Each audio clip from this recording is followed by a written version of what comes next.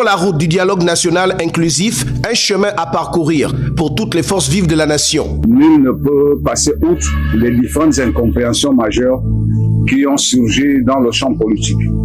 L'une de ces incompréhensions, c'est effectivement, en premier lieu, le format organisationnel des élections dans notre pays. Ce format a toujours été à l'origine des dissensions extrêmes dans le cadre des rapports politiques entre les populations et les différents élus. Tout le monde pense, et à juste raison, que les élus étaient mal élus. Donc, c'était important. L'autre rapport était le rapport de légitimité. Depuis quelques années, le socle politique ne laissait plus apparaître des personnalités qui pouvaient prétendre à une forme de légitimité, c'est-à-dire cette relation presque intime avec les populations, être dépositaire de la volonté des populations. Les uns et les autres savent désormais que tout se fera au mois d'avril. Toutes les dispositions juridiques sont prises. Le cadre institutionnel est là. Il n'y a jamais eu de transition politique au Gabon. Et un dialogue qui se tient en pleine transition ne peut pas être assimilable à d'autres assises qui ont, de la même nature qui ont déjà eu lieu. Parce que nous sommes face à un système, un nouveau système, celui de la transition, et un autre système qui sera issu des élections que nous espérons libres, transparentes et crédibles au lendemain de 2025. Donc, nous avons bon espoir que les signes forts qui ont déjà été posés par les autorités du CTRI et du gouvernement de transition vont dans le sens de véritablement engager une rupture des pratiques d'hier pour que finalement les décisions qui seront issues de ce dialogue soient souveraines et applicables. L'instauration du dialogue, l'organisation, les concernés, la composition du bureau et le timing, tout est connu. À jour J-, certains ajoutent des ingrédients nécessaires. En tant que parti politique, nous avons fait des contributions sur le dialogue. Donc nous avons envoyé des contributions par le CDJ. Et la présidente du CDJ, je suis membre du Conseil national de la démocratie et je suis président d'une commission électorale.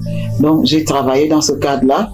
Le président Dao m'a confié une commission électorale pour réfléchir sur le nouveau code électoral.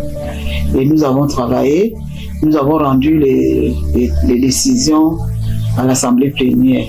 Et le président du CND, le président Dao, a demandé à ce que le travail se poursuive dans une commission synthèse qui regroupe les 3 commissions.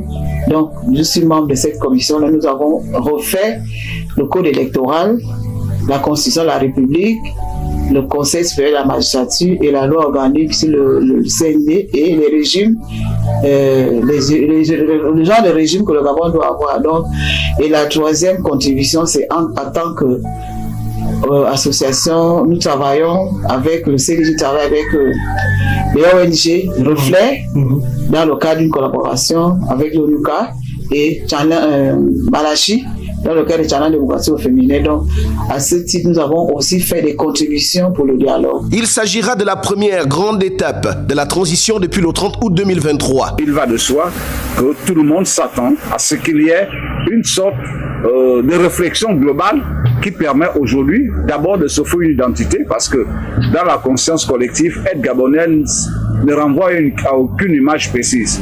Être acteur politique gabonais renvoie à des formats flous. Petit escroc, homme qui ne tient pas la parole. Or, la particularité d'un leader politique, c'est que c'est un porteur d'espérance, un marchand d'espérance. Dans l'opinion, les périodes du 2 au 30 avril 2024 font l'objet d'un décret détaillé sur l'organisation de ce futur grand rassemblement des fils et filles de la patrie. Nous allons prendre part. Nous avions déjà déposé notre contribution, et cette contribution, ensemble, le jour J, après que le ministre chargé, qui a en charge la gestion de ce dialogue, ait défini tous les contours, et nous allons tous nous mobiliser pour que un sursaut d'orgueil soit ressenti et que la République puisse aller de l'avant. Ce dialogue a pour objectif de lancer une profonde réforme du pays avec un diagnostic des situations institutionnelles, sociales et économiques. De nombreuses orientations sont attendues pour la construction d'une démocratie solide et un état de droit, pour aboutir à une meilleure organisation de l'État.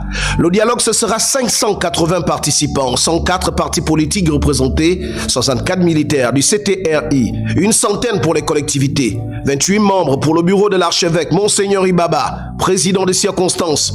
Les travaux se feront en plénière, en commission et sous-commission.